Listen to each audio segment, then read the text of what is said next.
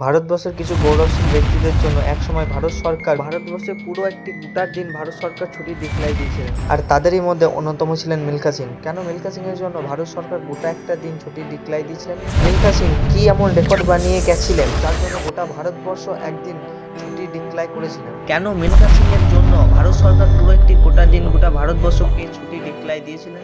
আর ভারতবর্ষের মিলখা সিং এর সেই রেকর্ড ৬৬ বছর পর ২০২৬ সালে তামিলনাড়ুর ছোট্ট একটি গ্রামের ছেলে রেকর্ডটি ভাঙে।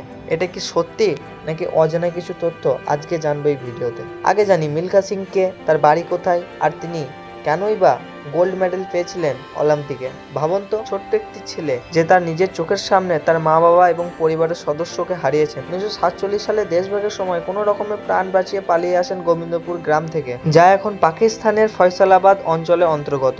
মিলখা সিং এর এখন বর্তমান বাড়ি পাঞ্জাবের চণ্ডীগড়ে সেক্টর ৩৫-এ। তিনি মারা যাওয়ার পর এই বাড়ির নাম হয়ে ওঠে সিং হাউস। ১৯৪৭ সালে দেশভাগের সময় প্রাণ বাঁচিয়ে তিনি ট্রেন করে দিল্লি চলে আসেন। সেখানে শরণার্থী শিবিরে অত্যন্ত কষ্টের দিন কাটাতে হয়। দরিদ্রতার সাথে লড়াই, ছোটবেলায় খাবার ও কাজের জন্য সংঘর্ষ করতে হয়েছিল। কখনো কখনো ছোট্টখাটো কাজ করতেন, কখনো টিকিট ছাড়াও ট্রেনে ভ্রমণ করতে অনেক সমস্যায় পড়েছিলেন। তারপর হঠাৎ ১৯৫১ সালে ভারতের সেনাবাহিনী ভর্তি হন। সেখানে তার দৌড়ানোর প্রতিভা ধরা পড়ে। প্রত্যেক দিন ভোর থেকে ঘন্টার পর ঘন্টা দৌড়াতেন। কঠোর পরিশ্রম ও শৃঙ্খলার মধ্যে তিনি ভারতের সেরা স্প্রিন্টার হয়ে ওঠেন। মিলখা সিং আদতেও কোনো গোল্ড মেডেল পাননি। মিলখা সিং অলিম্পিকে আদতেও কোনো গোল্ড মেডেল বা স্বর্ণ পদক পাননি। অলিম্পিকে গেমে তার সেরা সাফল্য ছিল ১৯৬০ সালে রোম অলিম্পিক ৪০০ মিটার দৌড়ে ফাইনাল চতুর্থ স্থান অর্জন করেন। সেখানে মাত্র ০.১ সেকেন্ডের বাধ্যতার জন্য ব্রোঞ্জ পদক হাতছাড়া হয়ে যায়। তবে তিনি এশিয়ান গেমে ভারতের জন্য অধিকাংশবার স্বর্ণ পদক জিতে ইতিহাস গড়েছেন। পরবর্তীতে তার দৌড়ানোর প্রতিভাকে দেখে মুভি বা সিনেমাও তৈরি হয় ভাগ মিলখা ভাগ নামে। ১৯৯৮ সালে কমনওয়েলথ গেমে ৪৪০ গজ দৌড়ে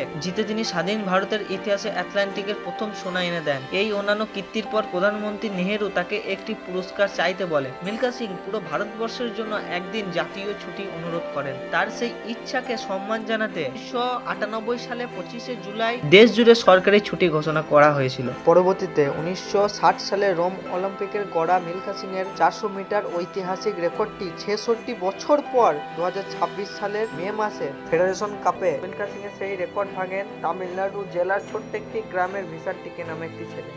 তিনি এই রেকর্ড ভেঙে ভারতবর্ষের মুখ উজ্জ্বল করেন এবং বিশ্ব রেকর্ড গড়ে তোলেন।